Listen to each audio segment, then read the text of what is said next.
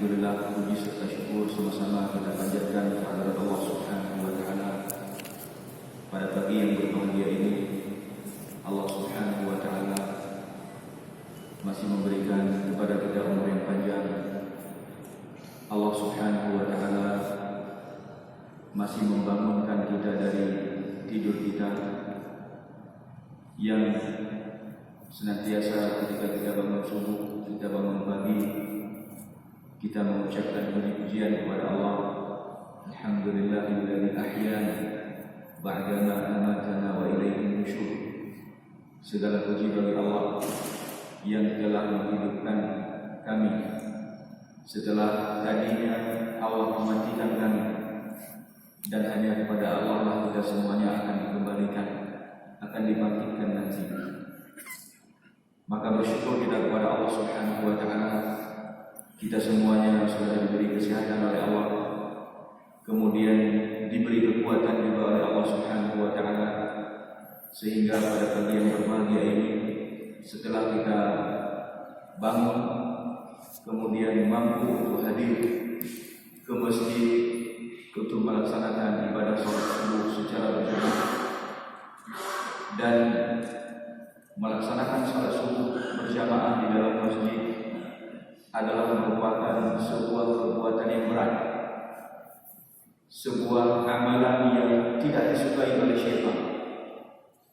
Dan syaitan berusaha agar orang-orang tidak hadir di jamaah subuh. Ini adalah usaha syaitan. Akan tetapi alhamdulillah pada pagi yang berbahagia ini, banyak anak-anak muda sebagaimana yang telah disampaikan tadi, dan juga orang-orang tua sudah hadir ke masjid ini dalam rangka sama-sama untuk melaksanakan ketaatan kepada Allah Subhanahu wa taala, melawan apa yang tidak disukai oleh syaitan yang senantiasa menghalang-halangi kita. Rasul sallallahu alaihi wasallam di dalam hadisnya beliau menyebutkan, ya'budu syaitan ala qafiyati ra'si ahadikum thalathata a'mal. Syaitan, kata Rasulullah, mengikat di kepala-kepala salah seorang kalian ketika dia tidur malam 3 ikatan. Diikat di kepala kita ini 3 ikatan oleh syaitan setiap orang yang tidur malam. Kemudian Rasul mengatakan, wa yaqulu 'ala kulli 'uqdatin 'alaika laylun tawilun farqud. Setiap kali diikat di kepala kita, syaitan mengatakan, bagimu malam yang panjang, silakan tidur, jangan bangun. Kemudian diikat yang kedua juga dikatakan demikian. Kemudian diikat yang ketiga juga dikatakan demikian. Kamu memiliki malam yang panjang, jangan bangun. Maksudnya sampai subuh jangan bangun untuk salat. Kemudian Rasulullah sallallahu alaihi wasallam mengatakan, fa in istayqadha, maka apabila seseorang dia bangun pagi lalu dia mengucapkan doa, yaitu doa bangun, alhamdulillahilladzi ahyana ba'da ma amatana wa ilaihi nusyur, in 'aqadat 'uqdah. Kata Rasulullah SAW, terbukalah satu ikatan. Kemudian idza tawadda'a, kalau dia berwudu, setelah membaca doa pergi berwudu, terbuka satu ikatan lagi. Kemudian wa in shalat, dan jika dia salat, in halat al-'uqdah, kalau dia melakukan salat maka terbuka satu ikatan lagi, sehingga semua ikatan terbuka. Kemudian Rasulullah SAW mengatakan, kalau orang sudah terbuka 3 ikatan syaitan ini, Allah katakan, Rasulullah SAW mengatakannya, maka orang itu hari itu akan hidupnya aktif. Kemudian thayyibun nafs, jiwanya jiwa yang baik, semangat hidupnya. Kemudian orangnya menjadi orang yang berkeinginan baik, jiwanya baik. terbuka. Kalau ada salah satu dari buhul ataupun dari ikatan-ikatan syaitan ini tidak terbuka, maka Rasul mengatakan, maka hari itu dia adalah orang yang hidupnya muram, tidak gembira, tidak bersemangat hidupnya. Kemudian jiwanya tidak baik. Jiwanya tidak baik.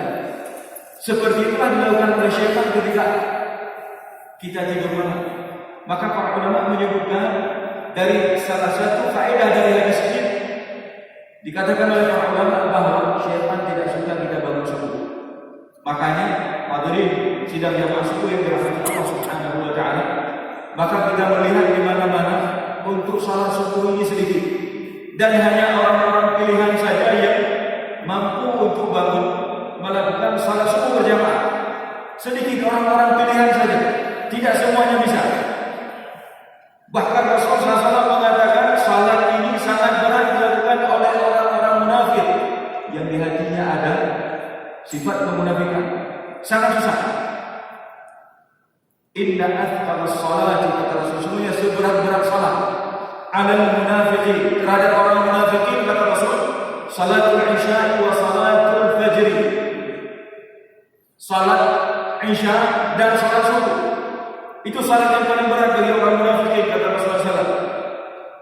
Walau ya'lamuna ma fihima, andaikan mereka tahu apa yang ada pada keduanya, yaitu kebaikan yang ada di dalam kedua salat ini, atauhuma walau kana haqqan, la atauhuma walau kana haqqan, kata Rasulullah SAW, mereka pasti akan mendatanginya, meskipun mendatanginya dalam keadaan merangkak, tidak bisa jalan, sulit untuk berjalan, hanya bisa merangkak, kata Rasul, mereka akan merangkak untuk mendatangi salat subuh.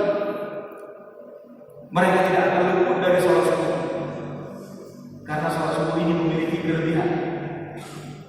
Apa kelebihannya? Apa kelebihan salat subuh?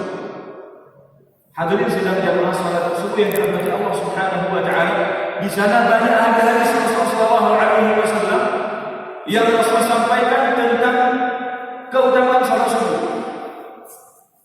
Dan yang kita maksudkan salat subuh di sini adalah berjamaah, karena semua hadis-hadis yang berhubungan dengan salat subuh ini disebutkan oleh para ulama maksudnya berjamaah. Karena hadis Rasulullah SAW, Rasul mengatakan la atauhuma, niscaya mereka akan mendatanginya. Mereka datangi ke mana? Ke masjid untuk bersama-sama melakukan salat berjamaah.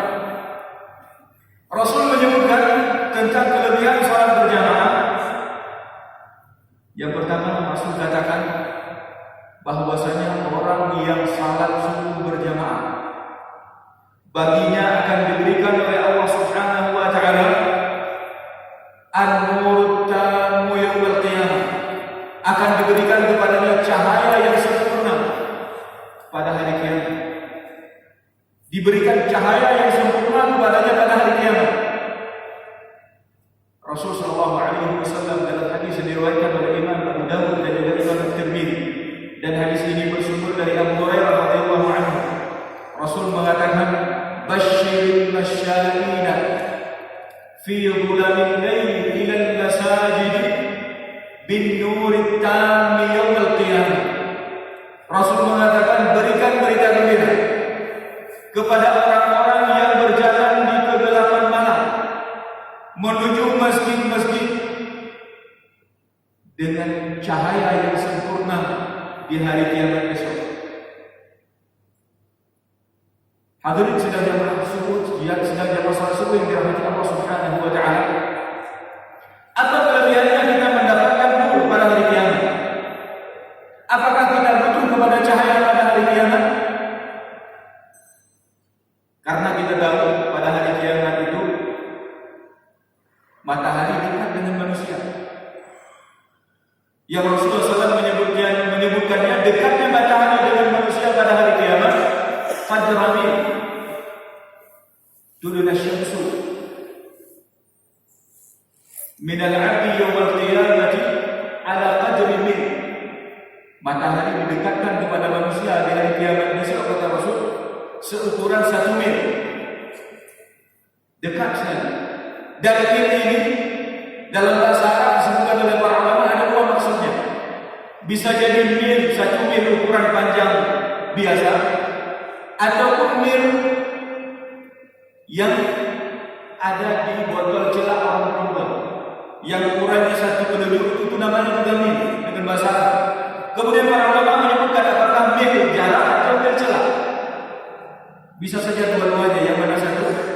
Mungkin mil jarak, mungkin mil celak, yang penting dekat. 1 mil dekat, hari ini berapa mil? Panasnya luar biasa. Nanti dekat sekali.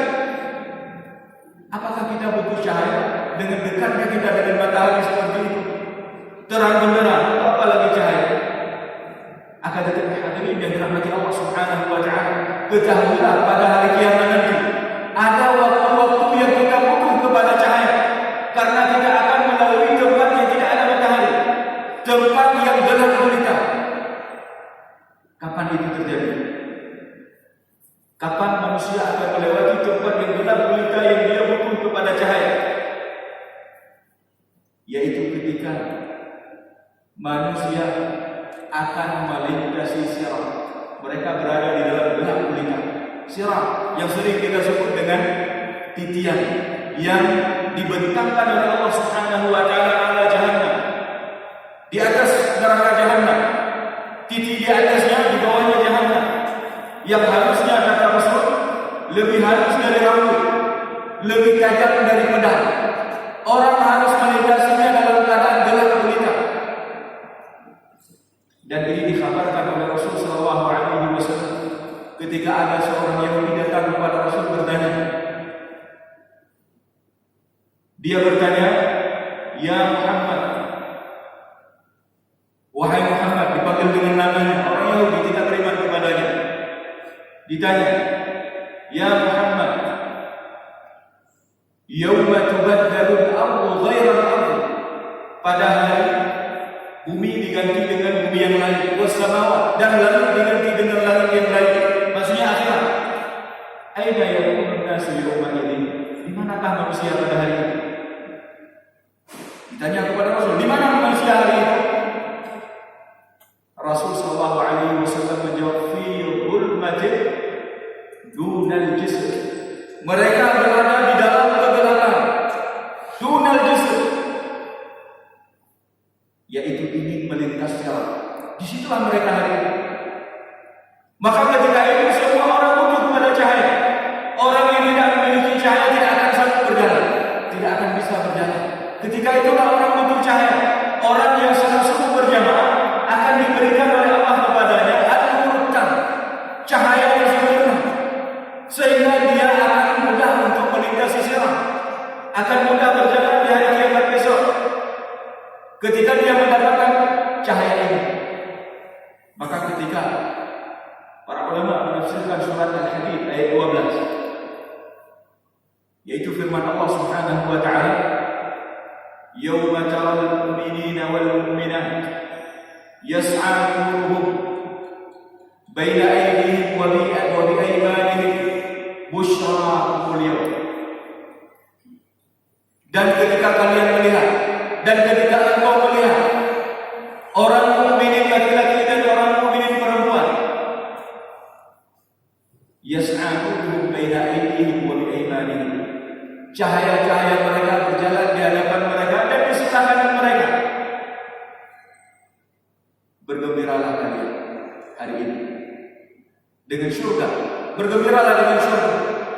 Para ulama ketika menafsirkan ayat ini, para ulama menyebutkan kapan itu cahaya diberikan kepada mereka, yaitu ketika mereka ingin melintasi sirat. Para ulama menyebutkan, termasuk Imam Ibnu Katsir rahimahullah menyebutkan kapan cahaya ini diberikan, ketika mereka akan melintasi sirat. Maka ada orang yang diberi sirat, diberi cahaya yang besar sekali.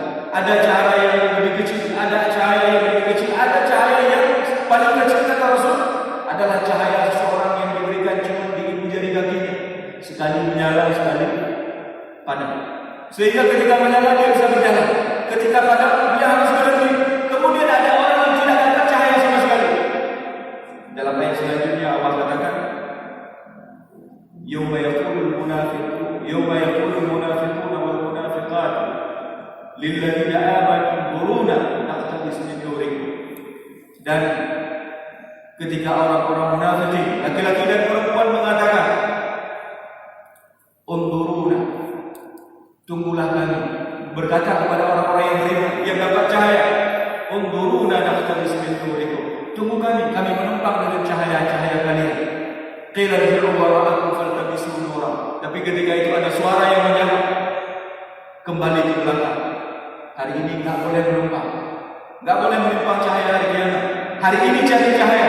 Kalau ingin cahaya hari kiamat, maka kelebihan orang yang mampu hadir salat berjamaah subuh di masjid, salah satunya adalah mendapat cahaya sempurna pada hari kiamat, yang ketika itu semua kita butuh kepada cahaya.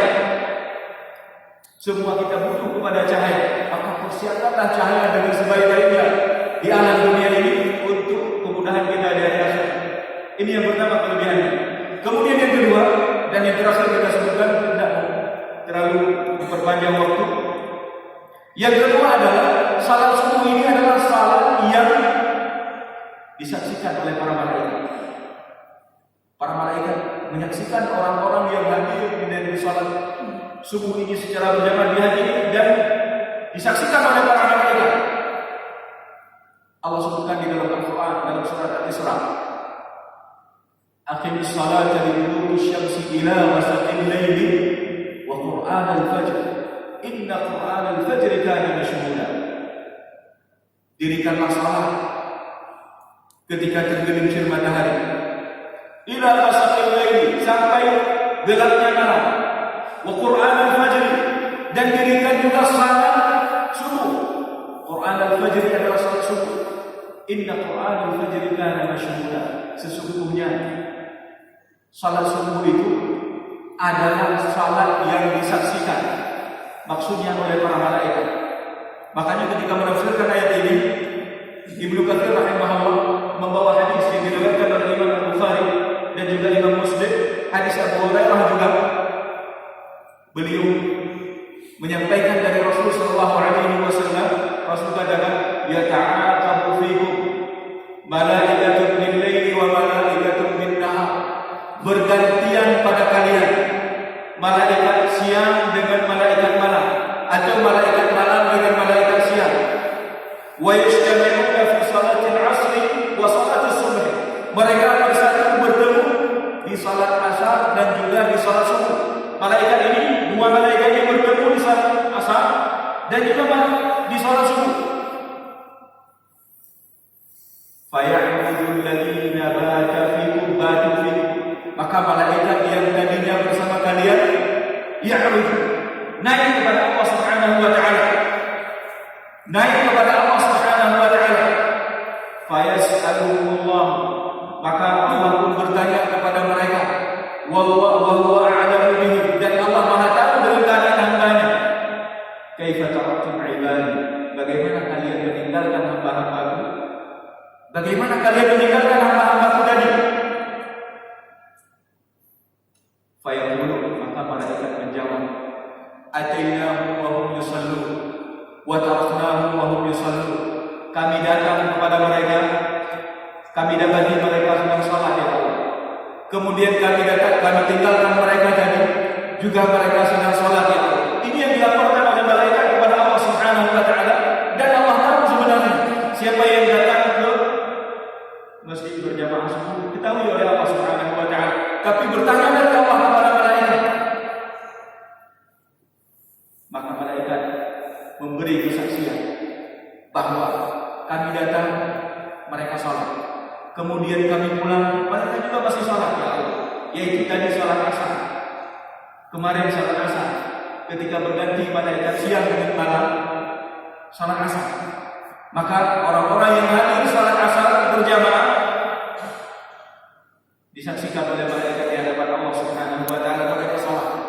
Kemudian ketika bertukar di salat subuh, malaikat yang malam tadi naik kepada Allah Subhanahu wa taala, juga melaporkan kepada Allah, ya Allah, hamba-hambamu sebulan ketika kami tinggalkan dia, juga dia dalam keadaan salat. Maka salat ini disaksikan oleh para malaikat. Mungkin ini dua saja dari kelebihan ini dapat kita sebutkan dari kelebihan-kelebihan yang banyak. Disebutkan oleh Rasulullah SAW di dalam hadis tentang kelebihan orang yang salat subuh berjamaah, maka bergembiralah dan bersyukurlah kepada Allah Subhanahu wa taala dan mohon istiqamah. Semoga kita senantiasa mampu untuk tetap hadir ke salat subuh di mana azan dikumandangkan untuk kita meraih kemuliaan dan meraih keutamaan yang telah dijanjikan oleh Rasul sallallahu alaihi wasallam. Maka dengan adanya program yang disampaikan tadi, yaitu adanya gerakan pemuda subuh, ini adalah program yang luar biasa. Ketika anak-anak muda datang, yang kita tahu biasanya anak muda bergadang malam, kemudian paginya tidak bangun, tapi ada yang bangun. Masya Allah, luar biasa. Ini adalah pemuda-pemuda pilihan, pemuda-pemuda pilihan. Maka berdoalah kepada Allah, wahai pemuda, supaya istiqamah untuk taat kepada Allah Subhanahu wa taala. Istiqamah kita, karena Allah Subhanahu wa taala ta'ajub kepada orang-orang muda yang dia tidak memperturutkan hawa nafsunya. Ta'ajub, benar-benar ta'ajub Allah Subhanahu wa taala kepada mereka. Dan juga Rasulullah SAW menyebutkan orang muda yang tumbuh besar di dalam taat kepada Allah Subhanahu wa taala, itu adalah golongan di antara golongan orang-orang yang diberi naungan hari kiamat besok. Maka bergembiralah dengan bisyarah, dengan berita gembira dari Rasulullah sallallahu alaihi wasallam ini. Mungkin demikian saja yang dapat kami sampaikan. Mudah-mudahan ada manfaatnya. Salah dan silap kita mohon ampun kepada Allah Subhanahu wa taala. Aqulu qouli hadza wa astaghfirullaha li wa lakum. Wassalamu alaikum warahmatullahi wabarakatuh.